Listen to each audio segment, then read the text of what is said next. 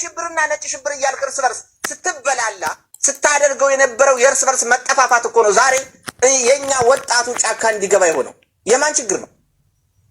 አሁን እኮ ሰላም ጤና ይስጥልኝ የተከበራችሁ የጉባርች ኢትዮጵያ ዩቲዩብ ቻናል ቤተሰቦች እንዴት ናችሁ? ሰሞኑን የምናያቸው ነገሮች እንደገና በነዛው ለዚህ እልፍ አይላፍ ሆኖ ብዙ ዋጋ ተከፍሎበት ዛሬም ዋጋ ያስከፈለን ላለው ነገር የጥፋት አማራጭ ብቻ የሚኖሩ የሚናገሩና በዛው የሚሄዱ ክፎች እንደገና ተመልሰው መጣው እነሱ ሲናገሩት ብቻ ማንኛውም ነገር ተሰሚነት እንዳለውና በእነርሱ ክፉ ነገር ተገርዘው ተበርዘው ተጠምቀው ያደጉ ብዙ ፍኝት ልጆች እንዳሏቸው ነው በየሶሻል ሚዲያው ያዩ ያሉት። እኔ እንደ ግለሰብ ያዘንኩት ዛሬም ከገዳዮቹ ጋር የሚተባበር በዚህ ልክ የረከሰ ትውልድ መብዛቱ ነው እንጂ የሚያሸንፈው ነው አይደለም።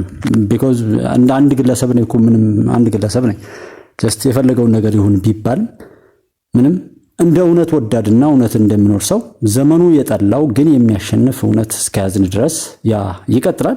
ዞሮ ዞሮ ሰው ራሱን ለማጥፋት የሚጣደፍ ከአጥፊዎቹ ከጋላቢዎቹ ከአዋራጆቹ ከነውረኞቹ ጋራ እየተጋለበ ያለ መሆኑን ነው የተረዳሁት። በዚህ በጣም አዝኛለሁ።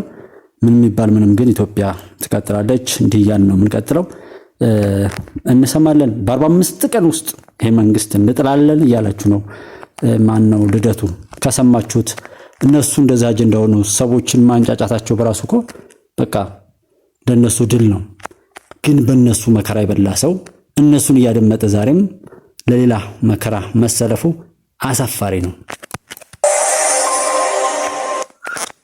3 ወር በጣም የተጋነነ ሆኖ ነው ያገኘው። እንደውም በግማሽ 6 ሳምንት በቂ ሆኖ ነው ያገኘው። ይሄን እንዴት ይቻላል የሚለውን ሲያንት ሶፊ የመረጫቸው ነው ወደፊት አወጣው ይሆናል። ያኔ የምናየው ነው። የኢትዮጵያ ሕዝብ እምነት ኖሮት እኔ በምናገረው ነገር እሺ አሳየን ምራን ይሄን በ3 ወር ማድረግ የሚቻል ከሆነ ቢለኝ በ6 ሳምንት አሳካዋለሁ።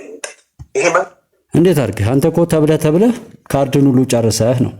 እንዳጠቃላይ እኔ እንዳልኳችሁ በእነዚህ ሰዎች ጫጫታውና መደነባበሩ ከመጣ በእነዚህ ሰዎች ትኩረት ካገኙ እነዚህ ሰዎችና ላኪዎቻቸው አቅጣጫ ለመቀየር ተጽዕኖ ለመፍጠር ጊዜ ለመውሰድ እድል ካገኙ እውነቴን ነው የምላችሁ መከራችንን እየደገሱ ከተስፋ መቁረጥ ወጥተው ወደ አሸናፊነት መንበር እንዲመጡ ነው ያደርጋችኋቸው ያላችሁ። ለዛ ነው እውነት ጠል ነው።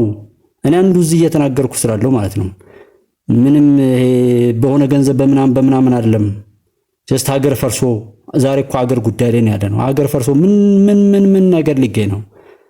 እና እነዚህ ሰዎች መጥተው በዚህ ልክ እየተሰባሰቡ እየተጠራቀሙ ምን እያሉ የሚሄዱት የተሰጣቸውን ካርድ ሁሉ አባክነው ተስፋ ቆርጠው ከወደቁበት አሁንም የኛ አለመለወጥና ብኩንነት አስተውሎት የተሞላበት ጉዞ አለመሄድ የምንውልበትና የምናደርገውን የምናደምጠውንም ሆነ ማንኛውም ነገር አስበን አቅደን በትክክል ከወደቅንበት ከጮክንበት ከወቀስንበት እና በዛ ነገር ላይ ብዙ ነገር ከከፈልንበት ላለመውጣት እንደገና ሌላ ነገር እያደረግን ስለሆነ ነው። ለዛ ነው አሁንም የሚያወራችሁ እና እነዚህ ሰዎች ፊት ላይ ያሉ ሰዎች እንደኔ ግምገማ አቺቭመንት አላቸው። ተጎጂው ተገዳዩ ተበዳዩ ብዙ በደልና ብዙ ስቃይ የደረሰበት ሰው ከዛ ስቃይ ለመውጣት ጥረት ካላደረገ የሚያሰቃየው ሰው ምንድነው ችግሩ? የፈለገውን እያደረገ እየተባበረ እየተግባባ ቢሄድ እውነት ስለተጠላ አይደል እንዴ? እኔ ብዙ ነገር እኮ ያየው ነው። የኔ ሚዲያ ብቻ በቂ እኮ ነው ስንት ሰው ተከታይ እንዳለው። ታዲያ ኢትዮጵያን የሚያስቀጥለው ይሄ ነው ይላል። አንዳንዴ ከፈታ አድርጎም ደግሞ ያንን የግድ ነው ንያው ምኞቱን ፈጣሪ ስለሚፈቅድና ልደቱም እንደዛ ያላችሁ ነው።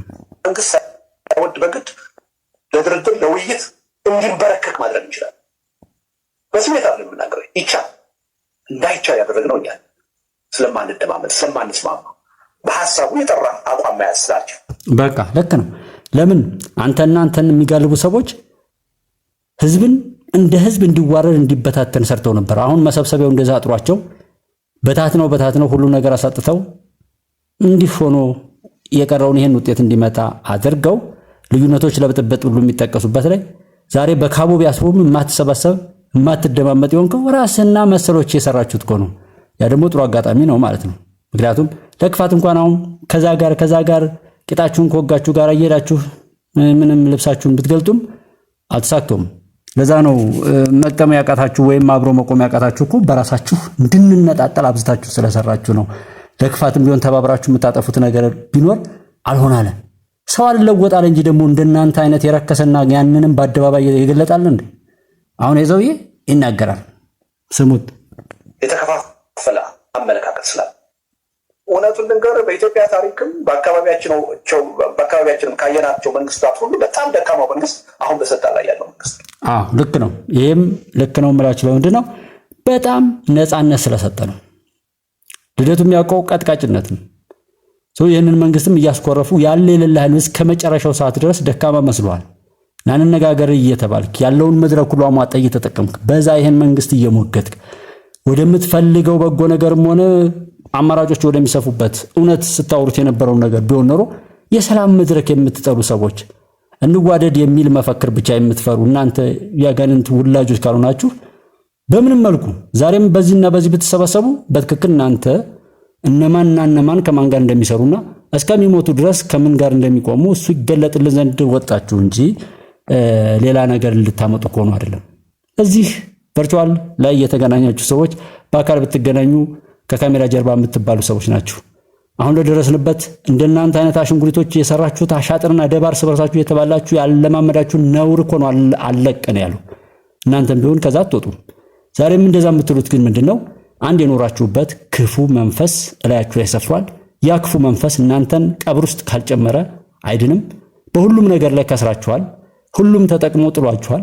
ስለዚህ አንድ ቀንም ቢሆን የእድሜያችሁ ማራዘሚያ የሚሆነው የሚደናገሩ ሰዎችን እያደናገሩ ያንን የተረገመ ሐሳባችሁን የተሰባሰባችሁ መስላችሁ መሰባሰብን እንደማትወዱት አውቃለሁ። አብሮ መሆንን እንደማትወዱት አውቃለሁ። ድልን እንደዚህ በክብር መቆምን እንደ ሰው መቆምን አንዳችሁም ቢሆን ያንን አታውቁትም፣ ልታውቁትም አትችሉም። እሱ እናንተን ለሚጋልቡት ሰዎች የተሰጠ ስለሆነ የሰራችሁትን ነውር እኩል እየቆጠሩ ጀስት እንደሆነ ማድረግ ነውና ይሄ መንግስት ደካማ ነው ማይረባ ነው ምናምን ያልከው ሰላም ስለሰጠ ተደርጎ የማይታወቅን በምርጫ ያላሸነፉ ሰዎችን በካቢኔ እያካተተ እንትስራለ አጋር ምናምን እያለ አንዱን ገዢ አንዱን በዝባዥ እንደዛ አይነት የጭቆናና የከፋፋይነት መንፈስን የድንቁርናና የብልግናን ባህል አድርጎ የኖረውን ህዋት አንተ የምታመልከውን ልደቱ ማለት ነው።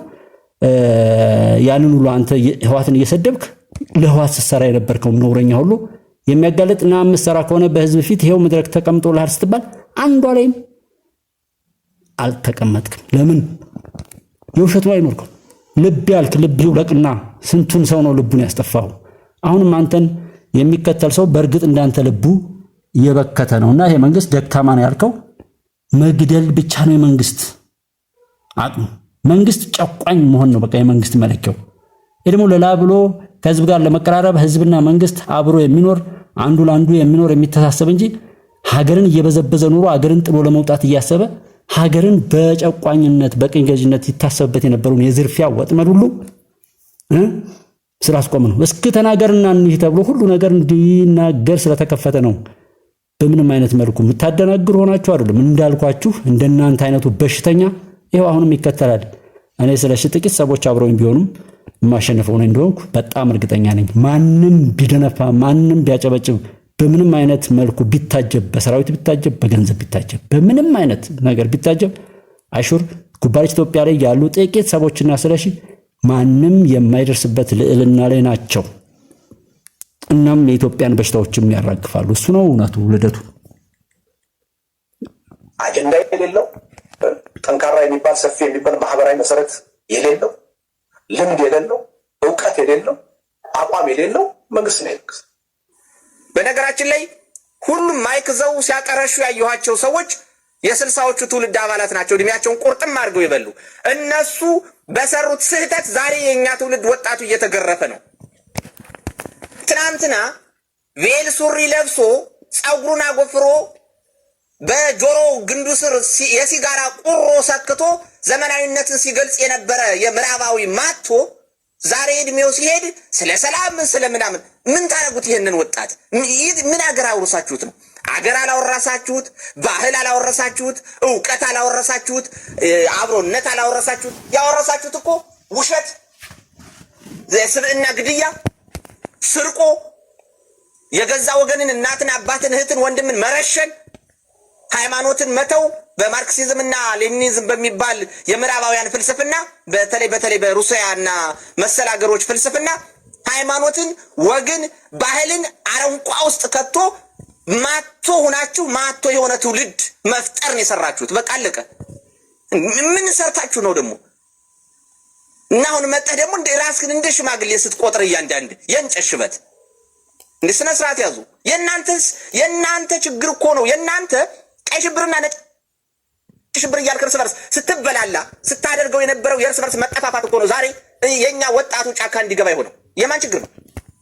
አሁን እኮ አበቃ አይባልም። አንድ ሰው የሆነ ዕቃ ቢገዛ ሳሙና ሊገዛ ሄዶ ድንጋይ ቢሰጠው ይቀበላል? ለዛ እኮ ነው ሰው አውቆ አበድነቱና በዛ በክፋት ተውጦ ማንኛውም ነገር ሲያጠፋ ብቻ ሲጎዳ ብቻ ደስ የሚለው አይነት ህሳቤ ወርሶ።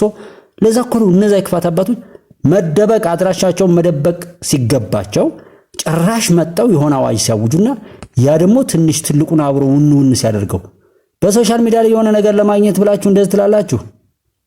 እዚህ የምትሰሩትን ነገር ሁሉ አታደምጡት ምን ነገር ሊያመጣ እንደሚችል። እናንተ ለምድር እንኳን መከራን የምትጠሩ ነውረኞች ትንሽ ትልቁ አማራልኝ ብሎ የሆነ ነገር ለመቀሸብ ብቻ አፉን እንደፈለገ እየተከፈተ በሁሉም ነገር ላይ የሆነ ተሸካሚ ሆኖ የሚሄድ እንከፍ ትውልድ ነው እንደነዚህ አይነት ሰዎች መጣው እንዲያወሩ እያርጋችኋቸው ያለው። እነሱ ምንም ጥፋት ሁሉ የለባቸው ለማለት የሚያስችል ማለት አሳፋሪ ትውልድ የሚያወራውን የሚሰራውን እንኳን ቆም ብሎ የማያይ ከንቱ አልጫ ትውልድ የሚል ነበር አንድ ሰው። ማንም እንደፈለገ የሚጎርሰው ወይ አይመር ወይ አይጣፍጥ የራሱ የሆነ ነገር የሌለው የሚጎርስ ሁሉ እንደፈለገ የሚጎርሰው ትውልድ ይላል። ለዛ ነው ሶሻል ሚዲያ ላይ የምናየው ገልቱነት አለ። ሰው ራሱ ኢንቨስቱን ወይም የሆነ እንዴት ነው ሌላ ኢንቨስትመንት ካፒታል እንደዘርግቶ ገንዘብ እንኳን ለመስራት የሆነ ነው የተለያየ ልስራ ምን ልስራ ምን አይነት መኪና ልግዛ ምን አይነት ገንዘብ እንደዚህ የትኛው ባንክ ጋር ልስራ ሁሉ ብሎ ይመርጣል እኮ። እንዴት ሰው በራሱ ላይ በራሱ በማንነቱ በህይወቱ ላይ በሰውነቱ ላይ እንዴት ሰው የሚበጀውን ባስተውሎት አይመርጥም? የሚበጀውን በዛ ልክ እንዴት ሰው ለራሱ ምቀኛ ሆኖ ይሄዳል? ሰው ለራሱ ጥላት ሰው የምትጎዱ ይመስላችኋል? እዚህ ላይ ማያችሁ ያንዳንዳችሁ በሙ ራሳችሁ የምታጠፉ ገልቶች ከንቶች እንጂ ሰውን የምትጎዱ አይደላችሁም። እንደ ዘመን በኔ ዘመን እንደዛ አይነት በየትም ቦታ ላይ ቢፈተን ምንም አይነት ዋጋ ቢስ የሆነ አሳፋሪ የሆነ ትውልድ መካከል በመኖር በጣም ነው ማፍር። ምን እንደሚናገር ምን እንደሚሰራ እንኳን ማይነው ነውር ጌጡ የሆነ በነውር ላይ ነውር እየደራረበ ካንዱ ነውር አንዱ ላይ እየዘለለ የማያፍር ማፈሪያው የተበላሸ አንገቱና ጭንቅላቱ ሁሉ ሌላ ራሱና የሰው ናፋቂ የሆነ ከንቱ ትውልድ ደግሞ ለግምገማ መች ደርሰን መጀመሪያ ራስን እያንዳንድ ለኛ የሚመጥን ኢኮኖሚ ገንብታችሁ ለኛ የምትመጥን ሀገር አዘጋጅታችሁ ለኛ የሚሆን ልክ አባቶቻችሁ እንዳደረጉት የኛ አያቶች እንዳደረጉት ለትውልዱ የሚመጥን ሀገር ያወረሳችሁ እኮ ነው የምትመስሉ። ማይክዛችሁ ስትፎክሩ እንዴት ሆኖ ያንን ያለችን ምን እንጂ እነሱ ሊያፈርሱ ሰሩ። ሀገር የሚለው ስም ሁሉ መጠራቱ እስካሁን ነዶታል። ለዛ ነው ስለመገንጠል ጭፍሮቹ የነሱ ርጋጮች ልጆች ሁሉ አማራልኝ ብለው የሚያወሩት ሁሉ ካሉ ስለመገንጠል ስለመበታተን። በዚህ ደራሲም ከሆንክ ጋዜጠኛ ማንኛውም አመራር ከሆንክ አብሮ ስለመሆንና አብሮነት የሚያስገኘውን ጸጋ ተናገር። እዛው አባቴ የከተበን ወይም ጠላት የከተበን ነገር እየተፋ ለምን አልተበተንም ለምን አንድ አልሆነም ዲፋክቶ እንትና ምናምን እየተባለ ይሄ ከየትኛውም ቦታ ላይ የተቃረመ ትርክት እየተረክ በዛ ትርክት ውስጥ የሚጠመድ የተበላሸ ሰው እየሰበሰብክ የተበላሸ ግብይት የምትገበዩ ሰዎች አላችሁ። ያለውን እናጥፋ ብለው ነው እንጂ ሲጀመር እንገንጠል ብሎ መገንጠል ታላቅ ነው የሚል የተዛነፈ ትውልድ ዘቅዝቆ የሚያስብ ማለት ነው። ልክ ጫማው ጭንቅላቱ ጫማ የሆነ ማለት ነው። ጫማው ደግሞ ጭንቅላት የሆነ የተገላበጠበት አይነት ማለት ነው። ምኑን ቢሰሩማ እንደዛ ሲሉ ነበር እንዴ? ልናጠፋ ተቀጥረናል፣ ሳናጠፋ ተረፋችሁ። ሀገር የሚለው ስም ልናጠፋ ነበር አልጠፋለች። ሰው ለምን የሚለው ነው እንጂ እንደዛ ቢሰሩማ እኛ ራሱ እናስታውሳቸው ነበር እንጂ እነሱ መጥተው ይፈክሩ ነበር። እንጉርሽ ስትሉ የተገናኙ ሰዎች በጠቅላላ ሁሉም የየራሳቸው አጀንዳ አላቸው። አንደኛው ኢትዮጵያ ተበታትና ማየት ነው የምፈልገው ሲል የነበረ ሰው ነው። አንደኛው ደግሞ እንጀራና ሌሎችን ምናምን ቁሳቁስ ከነሱ ሱቅ አትግዙ፣ አማራ ሱቅ አትግዙ ምናምን ሲል የነበረ ነው። አንደኛው ደግሞ ከክልላችን በቃ እነዚህን ጠርጋችሁ አስወጧቸው ምናምን ሲል የነበረ ነው። እንደ ጀው የቀወይነቱ ደግሞ እኔ አካባቢ በኔ ባለውበት አካባቢ ትንፍሽ ቢል አንገቱን በሜንጫ ነው የምንለው ሲል የነበረ ነው። አንደኛው ደግሞ ለእኛ ያልሆነች ኢትዮጵያ ባፍጡማ ትደፋ በቀለ ትግራዋይ ካልሆነች ምናምን አፈር ድሜት ብላ ምናምን ሲል የነበረ ነው። እኔ እኮ እነዚህ ሰዎች ስለ ኢትዮጵያ ግድ የለንም ሲሉ የነበሩ ሰዎች ዛሬ ምንድነው ግድ የሰጣቸው?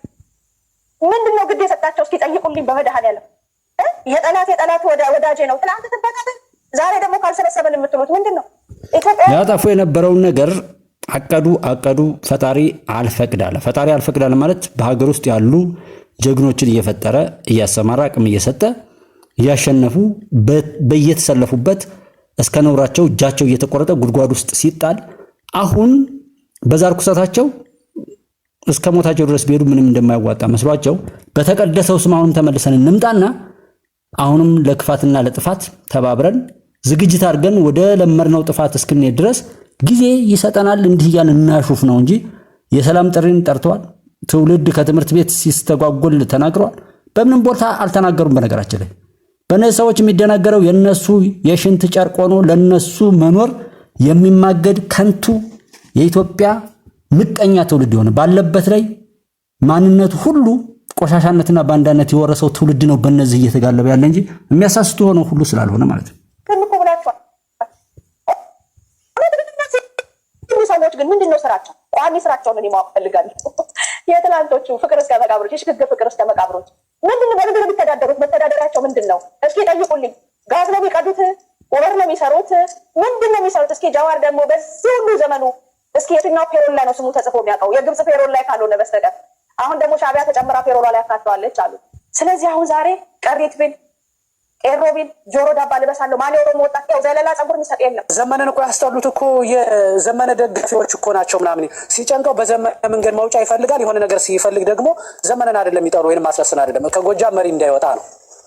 ስለዚህ በአናቱ ማሄድ ይችላል። ጎጃም የራሱን ፕላን ኤ ፕላን ቢ ብሎ የራሱን ነገር ማስቀመጥ አለበት። ምንድነው ከአማራነት የጎጃም ህዝብ ምንድነው ያገኘው ትርፍ? ህዋት ሲመጣ ሄዶ ከመማገድ ውጭ፣ በዛ ኦነግ ሲመጣ በዛ ሱዳን ሲሄድ ከመማገድ ውጭ ለምንድን ነው የአማራ የፋኖ አመራሮች ወይንም የጎጃም ተወላጆች ለምንድን ነው አንድነት ይህን ያህል የሚለምኑ? ለምንድን ነው ነው? እነሱ ናቸው እኛን ተለማምጠው መያዝ ያለባቸው እንጂ እኛ ልንለማመጥ አይገባም።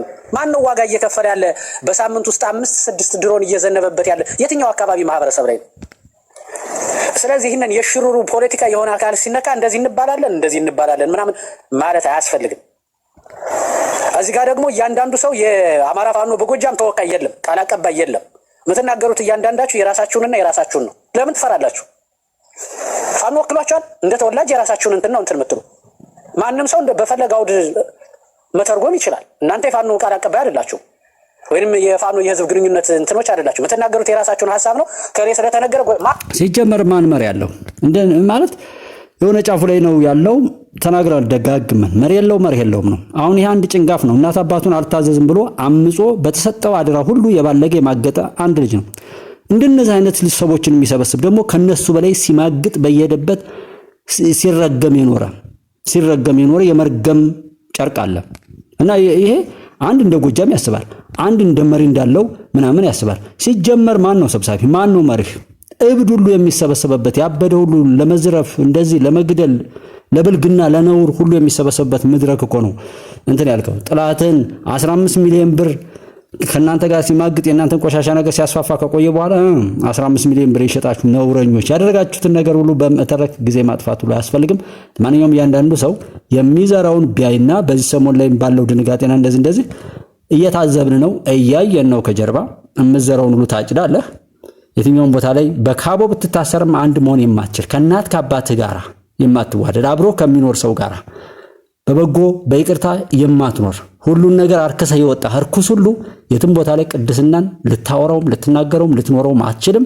እስከዛው ቆሻሻህን ሳይጋራ ወደ ቀብር የሚያጣድፍ ካለ መልካም፣ አለዛም ካንተ ጋር የተነካካ ሁሉ አብሮ ይቀበራታል እንጂ እንደናንተ አይነት ቆሻሻዎችን ቆሻሻነት ኢትዮጵያ ወርሳ የምትቆሽሽበት ዘመን አይኖርም።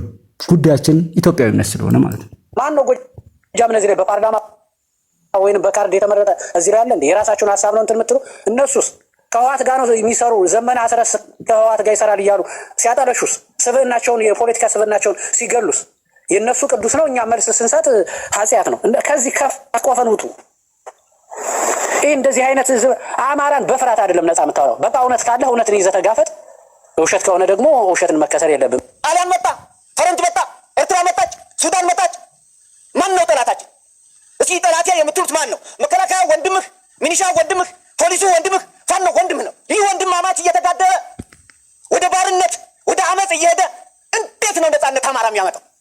የማን አባቱ ገደል ገባ እያልክ ከማጋደልና ወንድምህን ከወንድም ከማጫረስ ይልቅ ወንድሜ ተመለስ፣ የሄድክበት መስመር ትክክል አይደለም፣ ለእኛ አይበጅም፣ 21ኛው ክፍለ ዘመን አይመጥንም፣ ዱር ገደል የሄዱት ወንድሞቻችን ያስፈልጉናል። ትኩስ እንጀራውን እየበላ የታጠቀውን ኃይል ብቻ አጋፍቶ እያለቀ እየተላለቀ እዚህ ሁኖ አይዞ በለው የሚል ሞልቷል።